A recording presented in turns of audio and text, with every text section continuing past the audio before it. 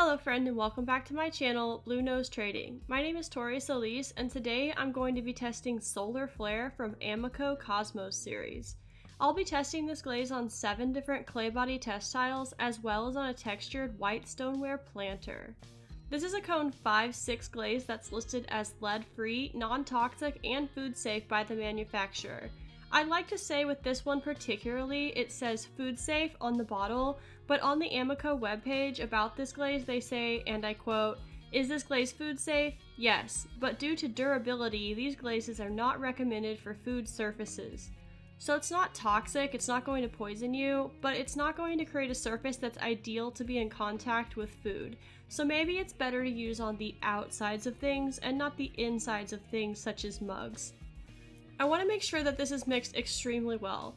I start by giving the jar a good shake, using my thumbs to ensure the lid is secure so I don't accidentally end up with glaze all over my face in studio. My favorite way to mix up my glazes is with a drill and an egg beater attachment. After mixing the glaze with an egg beater attachment, it's a good idea to poke around at the bottom of the jar to make sure there isn't any mineral material clumped up down there. I'm going to be brushing glaze onto my test tiles. I brush my test tiles in 1, 2, and 3 coats with the thickest coat at the top of the tile. I fire my tiles hanging on a high alumina rod to see how the glaze will perform on a vertical surface. In this way, I'm testing for running. With the thickest coat of glaze at the top of the tile, it's got some room to run down the tile. This glaze has a note on it about running, another quote from the Amaco website about this glaze. These glazes are prone to running, so we recommend stopping your glaze about ½ an inch above the foot. You can also use a drip tray or soft bricks to protect your kiln shelves. I like to test glazes on lots of different clay bodies to get a general idea of how a glaze is going to behave on different colors and surfaces. Everyone out there is working with some different kind of clay, and maybe one of these tiles can help you guess at what might happen for you. As always, I strongly recommend that you make your own test tiles and fire them in your own kiln. Fire your tiles exactly how you would fire your normal work. There are a lot of different factors that go into how a glaze is going to turn out. The best way to see how a glaze is going to work for you in your kiln on your clay with your application process is to do your own testing. Looking at the textured white stoneware planter, we're seeing a golden semi-matte finish. I'm not seeing any of the iridescent crystal growth on this pot. I was rather conservative in my application after experiencing a total meltdown from the supernova glaze from this series. At this application thickness on this planter, I'm not seeing any running on this pot. It might be worth experimenting with slightly increasing the thickness of application to see if I can get any of that iridescence that's shown on the jar. I will proceed with caution as this glaze is prone to run with heavy application. It seems like it's a fine line to walk here. Although I do enjoy this golden surface for what it is, even without the rainbows. On my white stoneware tile, we're seeing more of the semi-matte gold. I'm not seeing any of that rainbow iridescence, but there was significant fluidity on this tile. The glaze did drip off the tile and onto my kiln shelf. Thankfully, I use Advancer kiln shelves, so it's not a big deal for me, but you will want to take caution to protect your kiln shelves anytime you're using this glaze.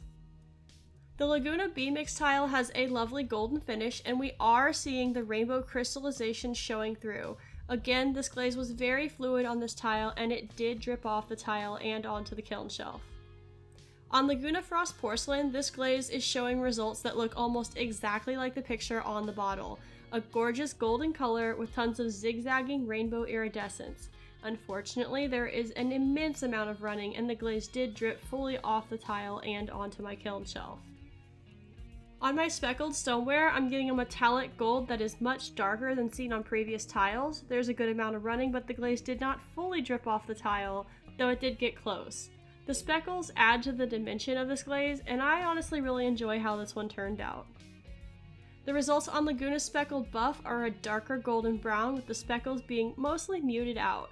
This tile did have substantial running that dripped off onto the kiln shelf. On my red stoneware tile, the surface is a shiny semi-matte gold that is slightly darker than on lighter clay bodies.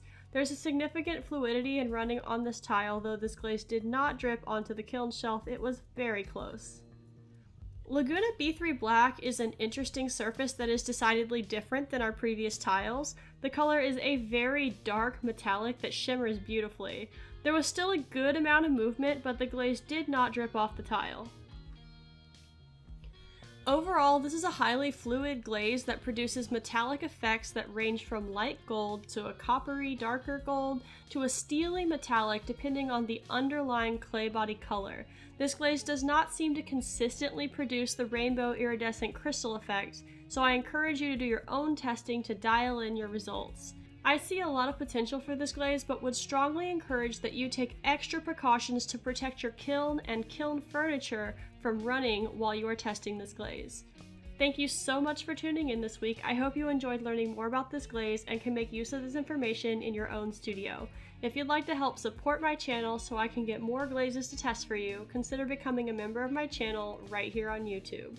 If you'd like to see all of the ceramics I currently have available for sale, visit my website, bluenosetrading.com.